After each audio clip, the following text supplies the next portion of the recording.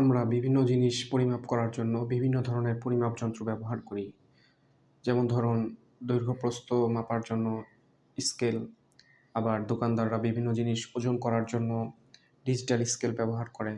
আবার আমাদের জ্বর আসলে তাপমাত্রা, জ্বর কতটুক পর্যায়ের হলো এই তাপমাত্রা মাপার জন্য থার্মোমিটার ব্যবহার করি। কিন্তু মহান আল্লাহর কাছে কার সম্মান বেশি সেটা যদি মাপতে বলা হয় আপনি কিভাবে করবেন? এটা মাপারও একটি পদ্ধতি রয়েছে। মহান আল্লাহ তাআলা বলেন, ইন্না আকরামাকুম ইনদাল্লাহ আতকাকুম। মহান আল্লাহর নিকট সবচেয়ে সম্মানিত ওই ব্যক্তি যে সবচেয়ে বেশি তাকওয়াবান। এখন আপনি প্রশ্ন করতে পারেন তাকওয়া, তাহলে তাকওয়া কি? তাকওয়ার সংজ্ঞা কি? তাকওয়ার সহজ সংজ্ঞা হচ্ছে মহান আল্লাহ তাআলা যেই বিষয়ে আদেশ করেছেন সেই বিষয় করা, যে বিষয় থেকে নিষেধ করেছেন সেই বিষয় থেকে বিরত থাকা। যেমন মহান আল্লাহ তাআলা নামাজ পড়তে আদেশ করেছেন, সুতরাং নামাজ পড়াই হচ্ছে তাকওয়া।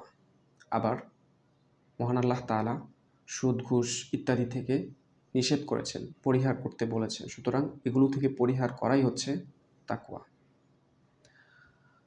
আমাদের পৃথিবীতে বিভিন্ন জিনিসের মাধ্যমে মানুষ সম্মান অর্জন করতে পারে, সম্মান প্রতিপত্তি ইত্যাদি পেতে পারে, কিন্তু মহান আল্লাহর কাছে সম্মান পাওয়ার বেশি সম্মানিত হওয়ার মাধ্যম একটি, সেটি হচ্ছে তাকওয়া। যেমন মহানবী সাল্লাল্লাহু আলাইহি ওয়াসাল্লাম বলেন, ইন্নাল্লাহা লা ইয়ানজুরু ইলা সুওয়ারিকুম ওয়া আমওয়ালিকুম ওয়ালাকিন ইয়ানজুরু ইলা কুলুবিকুম ওয়া আ'মালিকুম। নিশ্চয়ই মহান আল্লাহ তাআলা কে কত বেশি সুন্দর বা কার কত বেশি টাকা আছে এই ব্যাপারে লক্ষ্য করেন না। এটা মহান আল্লাহর কাছে সম্মানিত হওয়ার মানদণ্ড নয়। মহান আল্লাহর কাছে সম্মানিত হওয়ার মানদণ্ড হচ্ছে ওয়ালাকিন ইয়ানজুরু ইলা কুলুবিকুম ওয়া আ'মালিকুম, যে তোমাদের অন্তরে কি রয়েছে, কার নিয়ত কি, কোন কাজ করার ক্ষেত্রে, দ্বীনি কাজ করার ক্ষেত্রে, দুনিয়াবি কাজ করার ক্ষেত্রে কার নিয়ত কোন পর্যায়ে, সেটাই মহান আল্লাহর কাছে ধর্তব্য।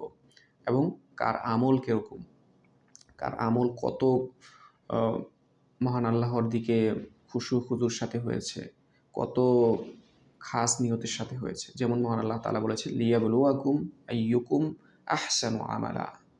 তিনি তোমাদেরকে পরীক্ষা করেন যে এই কারণে যে কার আমল কত বেশি উৎকৃষ্টতর, কার আমল কত বেশি সুন্দর।